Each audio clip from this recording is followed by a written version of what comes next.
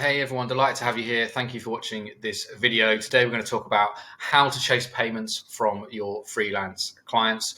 If you haven't already seen, I'm publishing videos every weekday, so do subscribe to the channel to get the latest content. So in terms of chasing payments, this is a difficult one, to be honest, particularly as a freelancer. So maybe let's say you worked as an employee for another business, perhaps it was nothing to do with you, or it wasn't part of your role, or if you sort of were involved in a small business before, you may have had someone who assisted with you on accounts and accounting who would chase invoices. Now, unless you're quite a sizable freelance business, you may outsource some of this, but for new freelancers, often this is going to come under your list of tasks, along with pretty much everything else really as a freelancer. So how to go about chasing payments? Well, first of all, and I'll link to the video about having how to invoice your clients and including things like deposits, because you want to avoid this as much as you can in terms of the preparation. So there's lots you can do there in terms of your agreements and how you bill clients to ensure that you minimize the need to chase payments from clients. And subject to what your service is, obviously, if you have an asset, so for example, maybe you're building a website for a client, you obviously have that asset, so you don't release the asset until payment. That gives you some more leverage. But there are obviously certain things where you may have provided the service or given your time as a consultant or whatever it might be, and then you're kind of invoicing and chasing payment afterwards. So that's what we're going to focus on here.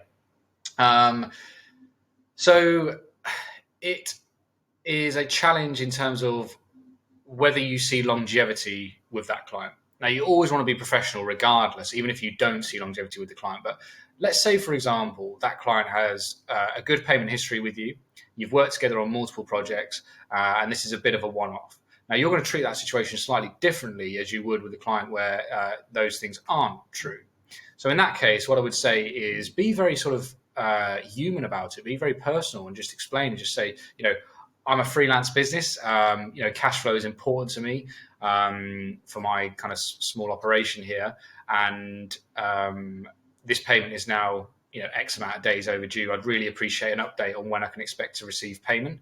So what you want to do really is blend the professionalism with the personalized and real communications with a little bit of firmness as well, because you don't want to be walked over. And I've seen this with early stage freelancers, and to be honest with you, I probably was to an extent with certain clients who would give you kind of every excuse in the book, and then you'd look back and think, well, the reality is this payment's been due a significant amount of time. If you take kind of actions over words, they've said a lot of stuff, but I haven't received the payment. So that's what you really need to focus on. So I do quite like having a little bit of firm professionalism, but firmness in your communications early stages. So that's how I would go about someone in that situation.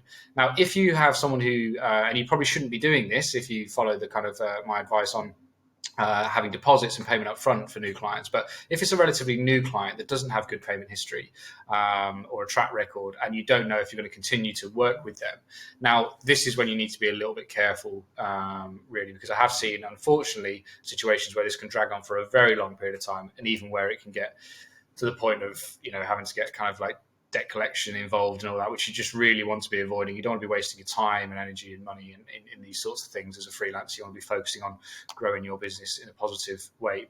So with those people, I think you need to get firm quite quickly, and you need to consistently chase. And it's an unfortunate part of reality, really, is that the person who kind of shouts the loudest will sometimes get the response. So let's say, for example, maybe they have multiple suppliers that they haven't paid on time. The one that kind of sends a real friendly email once a month and kind of leaves it in the background, the chances are that person is just going to leave them at the bottom of the list. But if you're kind of on it every day, and you can, if you're using accounting platforms, you can sometimes set up automated chases as well. Although the problem with that is sometimes it's quite clear they're automated, so they can be ignored a bit more. I do think it's important to put a personal stamp on it. So that's where you want to get quite firm with those people. And look, the other thing to say about this is if they do genuinely have a short-term cash flow issue, they explain it very well to you, give good explanation, and then they adhere to what they say. So maybe they say, we're just waiting on a few payments from our end, or we've had some delays, supply chain, etc., and we'll pay you, 50% by X date and this by next date. If they meet those things, and that's absolutely fine. You have to acknowledge that professionally, and always acknowledge payment. Payment received with thanks emails to when payments do come through.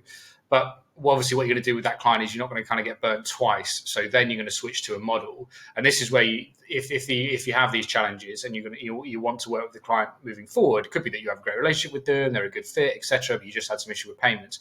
That's when you can just switch to a model of saying, exclusively it's payment in advance. And that's fine then, because the other side of it, it's not even worth getting into it, because if you know you're going to be paid late, as a busy freelancer, you should be getting inbound opportunities. So working on one where you're not going to be getting paid on time doesn't make any sense to you. So you can say, look, I loved working with you, good project. Unfortunately, as a small business, as a freelancer, I can't have delayed payments. So if we're to work together again, I would require payment up front. And then you just leave it there. It's up to them then. And you need to be willing to walk away from that situation, because if you don't, you will always, always regret repeating the mistake you made, where you say, okay, I'll give them some leeway. And then 6 weeks later, you're again in this situation where you haven't been paid and you're chasing. Without fail, unfortunately, that is the reality of it. So a few little tips there in terms of the different scenarios you might have, but the most important part is obviously to have a really good payment and invoicing process in advance so you avoid this. But if you get there, be professional, make it personal, be consistent, and be firm.